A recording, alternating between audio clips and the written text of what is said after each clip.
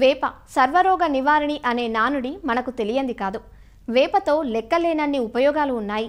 అంతేకాదు, వేపగాలి సోకితే పలు రకాల రోగాలు కూడా నయమవుతాయని అంటారు. ఉగాది పచ్చడిలో వేప పువ్వు ప్రాముఖ్యం ఎవరికీ తెలియంది కాదు. చిట్కా వైద్యానికి, చీడపీడల నివారణకు ఎంతో చక్కటి ఔషధం ఇది. ప్రకృతి సమతుల్యతను కాపాడుకోవాలన్నా, కాలుష్యాన్ని నివారించాలన్నా, ఖర్చులను అదుపులో ఉంచుకోవాలన్నా ప్రకృతి ప్రసాదిత వనరులను సమర్థవంతంగా వినియోగించుకోవాలి. అందులో భాగమే ఈ వేప సంబంధిత మందుల వాడకం. వేప నుంచి వేప నూనె, వేప కషాయం, వేపపిండి ఇలా ఉత్పత్తులను తయారు చేసి పంటల సాగులో విజయవంతంగా వాడుకోవచ్చు.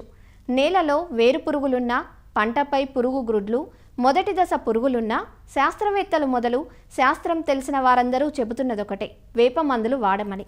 వేప ప్రాముఖ్యత గురించి ఈ ఉగాది సందర్భంగా తెలియజేస్తున్నారు శ్రీకాకుళం జిల్లా నైరా వ్యవసాయ కళాశాల విస్తరణ విభాగం అధ్యాపకులు డాక్టర్ డి చిన్నమనాయుడు. వేప ఈ పంట లేదు ఈ చెట్టు గురించి ఒకసారి కనుక గుర్తొచ్చిందంటే మనకి సాంప్రదాయ ఔషధాలు కానీ, సాంప్రదాయ వైద్యంలో వేప తాలూకా ప్రాముఖ్యత, అలాగే తెలుగు సాంప్రదాయ పండగలు ఉగాది కనుక వచ్చిందంటే ముందు వేప పువ్వు, వేప అనేది గుర్తొస్తుంటుంది. ఇలాంటి సాంప్రదాయమైనటువంటి వేప చెట్టు వ్యవసాయానికి కూడా చాలా విరివిగా వాడుకునే అవకాశాలు చాలా ఎక్కువగా ఉన్నాయి.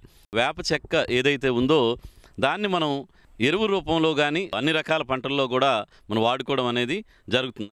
ఇంకొక రకంగా చీడపీడల యాజమాన్యానికి సస్యరక్షణలో కూడా ఒక ప్రాముఖ్యత ఉన్నటువంటి పంటగా, మొక్కగా మనం చెప్పుకోవచ్చు. ఈ వేపలో ఏంటంటే ఒక ప్రత్యేకంగా నింబిసిడిన్ అని, అజాడిరెక్టిన్ అనేటువంటి ఆల్కలాయిడ్స్ ఉంటాయి. ఈ గుణాల వల్ల చాలా వరకు చీడపీడల మీద బాగా పనిచేయడం కానీ జరుగుతుంది. ఇటీవల కాలంలో ఈ నిమటోడ్ సమస్య అనేది చూస్తున్నాము. ఈ కొబ్బరిలో కూడా ఈ గ్యానోడెర్మా విల్ట్ అని ఇలాంటి సమస్యలు కూడా వస్తున్నాయి. మరి ఇలాంటి వాటి అన్నిటికి కూడా ఈ వేప చెక్కని 200 కేజీలకి తక్కువ లేకుండా భూమి తయారీలో కానీ, లేదా చెట్లు మొదల్లో తర్వాత చెట్టు పెరిగిన తర్వాత కూడా వేసుకోవడం విధంగా మనం రైతులకి సూచించడం అనేది జరుగుతుంది. ఇందులో నత్రజని, భాస్వరం, పొటాష్ కొద్ది పాలులోనే, అలాగే కొన్ని సూక్ష్మ ధాతువులు కూడా కొద్ది శాతం అందుబాటులో ఉంటున్నాయి. కాబట్టి పంట ఆరోగ్యంగా పెరగడానికి మరి ఉపయోగపడుతున్నాయి. వ్యవసాయంలో చాలా రకాల ఈ చీడపీడల నివారణ కోసం రసాయన మందులను విరివిగా వాడేయడం అనేది జరుగుతుంది. తదుపరి మనం తినేటప్పుడు అది మానవ ఆరోగ్యానికి కూడా చాలా చేడు చేస్తుంది.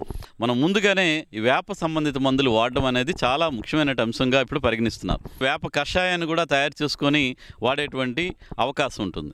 సుమారు ఒక 10 కేజీల వేప గింజలను తీసుకొని వాటిని చితక్కొట్టి దాన్ని ఒక గుడ్డలో కట్టి మనం మళ్ళీ కనుక ఒక 20 లీటర్ల నీటిలో కనుక ఒక రాత్రిపూట ఒక 12 గంటల సేపు నానబెట్టినట్టు ఆ గుడ్డ సంచిని కనుక నీటిలో మునిగే విధంగా వేలాడదీస్తే అందులో ఉన్నటువంటి గుణాలన్నీ కూడా మనకి నీటిలోకి వస్తాయి. దాన్నే మనం వేప కషాయంగా చూసుకుంటాం. ఇలా తయారు చేసుకున్నటువంటి 20 లీటర్ల వేప కషాయాన్ని 200 లీటర్ల నీటికి కలిపి 1 ఎకరానికి మనం పిచికారి చేసుకోవచ్చు.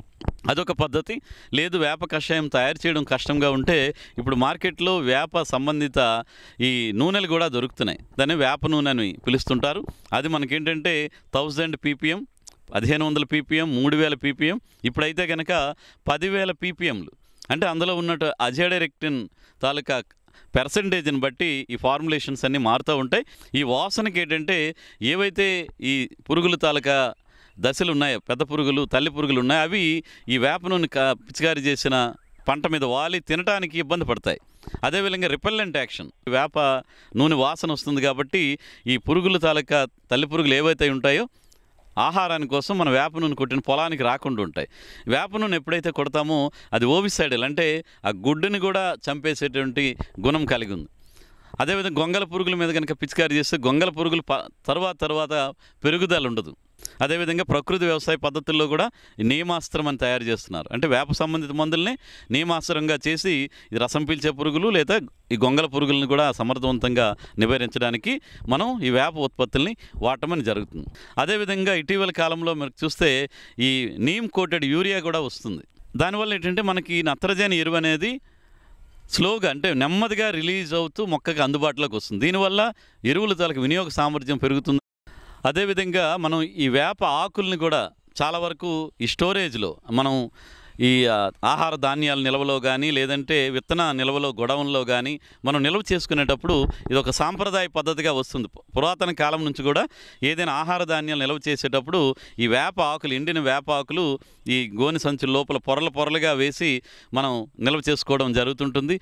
మరి ఉగాది పర్వదినాన ఇలాంటి సమయంలో మనం ఈ పచ్చడి తయారు చేసేటప్పుడు కూడా ఈ వేప పువ్వును వేస్తాం. అది అంత చేదుగా ఉన్నా కానీ షడ్రుచుల్లో అదొక ప్రాముఖ్యతను సంతరించుకున్నటువంటి పంట. అదే దృష్టిలో ఈ వ్యవసాయంలో కూడా ఈ వేప ఉత్పత్తుల్ని ఉపయోగించుకోవడానికి రైతులు ప్రయత్నం చేస్తారని చెప్పేసి కోరుకుంటున్నాను.